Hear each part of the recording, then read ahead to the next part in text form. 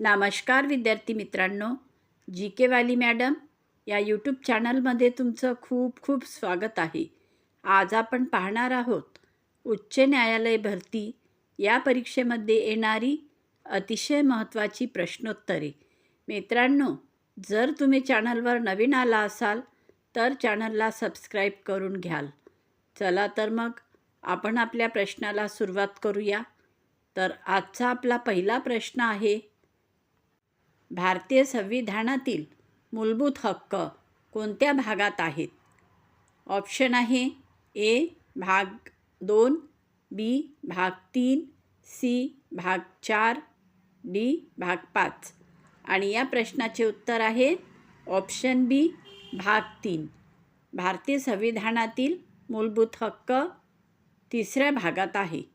आता पुढचा प्रश्न आहे, भारतीय संविधानात एकूण किती अनुसूची आहेत?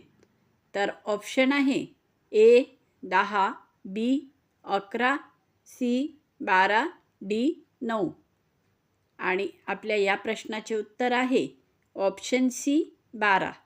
भारतीय संविधानात एकूण 12 सूची आहेत. आता पुढचा प्रश्न आहे, राज्य पुनर्रचना आयोगाची स्थापना कोणत्या वर्षी झाली? तर ऑप्शन आहे ए 1950, बी 1953, सी 1956, डी 1960. आणि या प्रश्नाचे उत्तर आहे ऑप्शन बी 1953. राज्य पुनर्रचना आयोगाची स्थापना 1953 साली झाली. आता यानंतरचा प्रश्न घेऊया, महाराष्ट्राचे पहिले मुख्यमंत्री कोण होते? तर ऑप्शन आहे ए वसंतराव नाईक, बी यशवंतराव चव्हाण, सी शरद पवार, डी बाळासाहेब ठाकरे. आणि या प्रश्नाचे उत्तर आहे ऑप्शन बी यशवंतराव चव्हाण. यशवंतराव चव्हाण हे महाराष्ट्राचे पहिले मुख्यमंत्री होते. आता यानंतरचा प्रश्न आहे, वित्त आयोगाची स्थापना कोणत्या कलमानुसार होते? ऑप्शन आहे ए कलम 280, बी कलम 324, सी कलम 112, डी कलम 356. आणि उत्तर आहे ऑप्शन ए कलम 280. वित्त आयोगाची स्थापना कलम 280 या कलमानुसार होते. आता यानंतरचा प्रश्न आहे, भारतीय राष्ट्रीय काँग्रेसची स्थापना कोणी केली? ऑप्शन आहे A Lokmanya Tilak, B A O Hume, C Dadabhai Naoroji, D Gopalkrishna Gokhale. आणि या प्रश्नाचे उत्तर आहे option B A O Hume. आता यानंतरचा प्रश्न आहे, भारतात निवडणुका कोणती संस्था घेतात? ऑप्शन आहे ए संसद, बी राष्ट्रपती, सी निवडणूक आयोग, डी सर्वोच्च न्यायालय. आणि या प्रश्नाचे उत्तर आहे ऑप्शन सी निवडणूक आयोग. आता यानंतरचा पुढील प्रश्न घेऊया, भारताचा नियंत्रक व महालेखा परीक्षक CAG कोण नियुक्त करतो? तर ऑप्शन आहे ए पंतप्रधान, बी संसद, सी राष्ट्रपती, डी सर्वोच्च न्यायालय. आणि उत्तर आहे ऑप्शन सी राष्ट्रपती. भारताचा नियंत्रक व महालेखा परीक्षक CAG राष्ट्रपती नियुक्त करतो. आता पुढचा प्रश्न आहे, संविधानाचा संरक्षक म्हणून कोण ओळखले जाते? ऑप्शन आहे ए संसद, बी राष्ट्रपती, सी सर्वोच्च न्यायालय, डी पंतप्रधान. आणि या प्रश्नाचे उत्तर आहे ऑप्शन सी सर्वोच्च न्यायालय. संविधानाचा संरक्षक म्हणून सर्वोच्च न्यायालयाला ओळखले जाते. आता यानंतरचा प्रश्न आहे, लोकसभेचे सभापती कोण असतात? ऑप्शन आहे ए उपराष्ट्रपती, बी राष्ट्रपती, सी स्पीकर, डी पंतप्रधान. आणि उत्तर आहे ऑप्शन सी स्पीकर. लोकसभेचे सभापती स्पीकर असतो. आता यानंतरचा पुढील प्रश्न आहे, भारतातील पहिली पंचवार्षिक योजना कालावधी कोणता?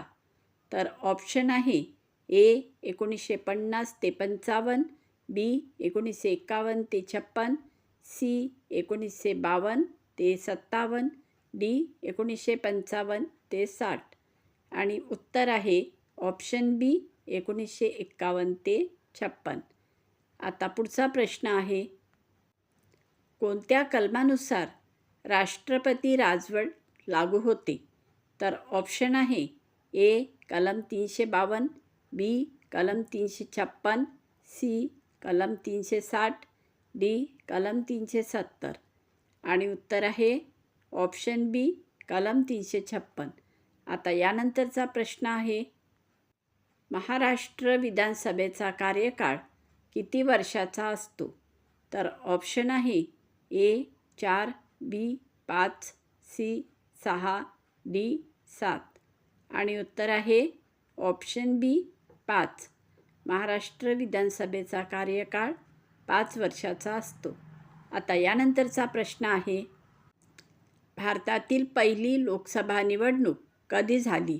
तर ऑप्शन आहे ए 1947, बी 1950, सी 1951 ते 52, डी 1955. आणि या प्रश्नाचे उत्तर आहे ऑप्शन सी 1951 ते 52. आता यानंतरचा प्रश्न आहे, राज्यपाल कोणत्या कलमानुसार नियुक्त होतो? ऑप्शन आहे ए कलम 153, बी कलम 155, सी कलम 161, डी कलम 168.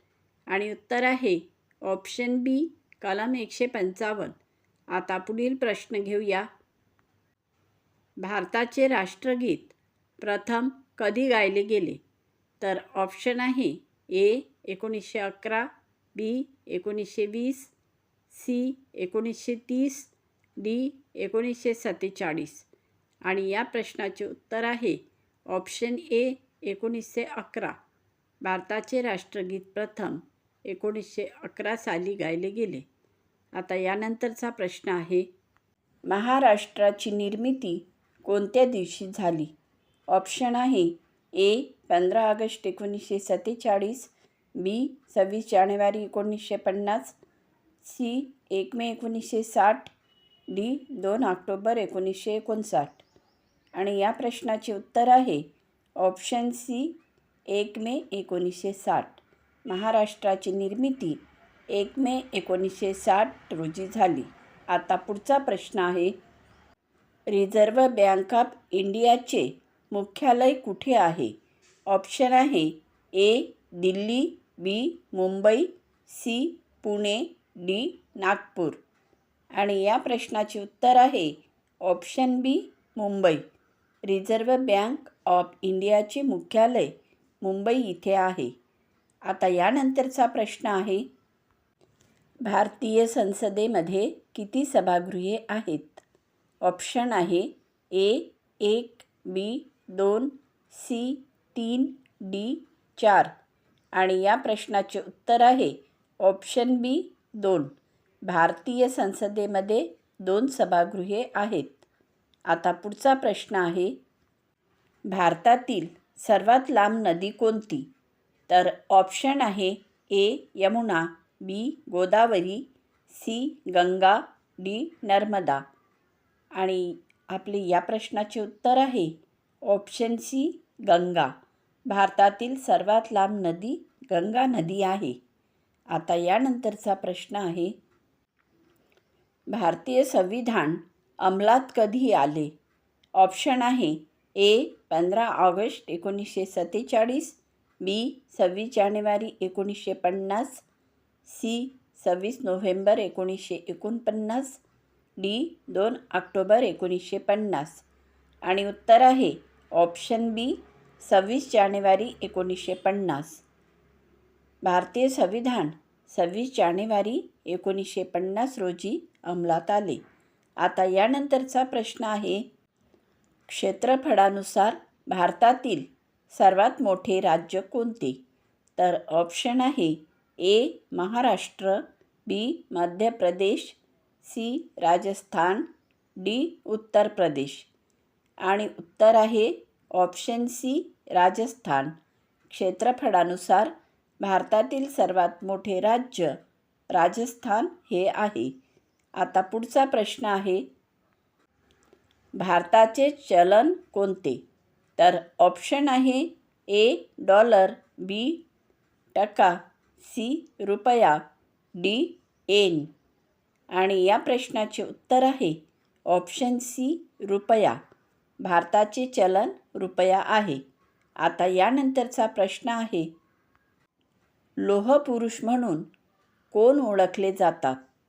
तर ऑप्शन आहे ए सुभाषचंद्र बोस, बी भगतसिंग, सी सरदार वल्लभभाई पटेल, डी टिळक. आणि उत्तर आहे ऑप्शन सी सरदार वल्लभभाई पटेल. सरदार वल्लभभाई पटेल यांना लोहपुरुष म्हणून ओळखले जाते. आता यानंतरचा प्रश्न आहे, नियोजन आयोगाऐवजी कोणती संस्था स्थापन झाली? तर ऑप्शन आहे ए वित्त आयोग, बी NITI Aayog, C RBI, D SEBI. आणि या प्रश्नाचे उत्तर आहे ऑप्शन बी नीती आयोग. नियोजन आयोगाऐवजी नीती आयोग ही संस्था स्थापन झाली. आता यानंतरचा प्रश्न आहे, भारताचे राष्ट्रीय गीत कोणते? तर ऑप्शन आहे ए जनगणमन, बी सारे जहाँ से अच्छा, सी वंदे मातरम, डी ऐ मेरे वतन. तर उत्तर आहे ऑप्शन सी वंदे मातरम. भारताचे राष्ट्रीय गीत वंदे मातरम हे आहे.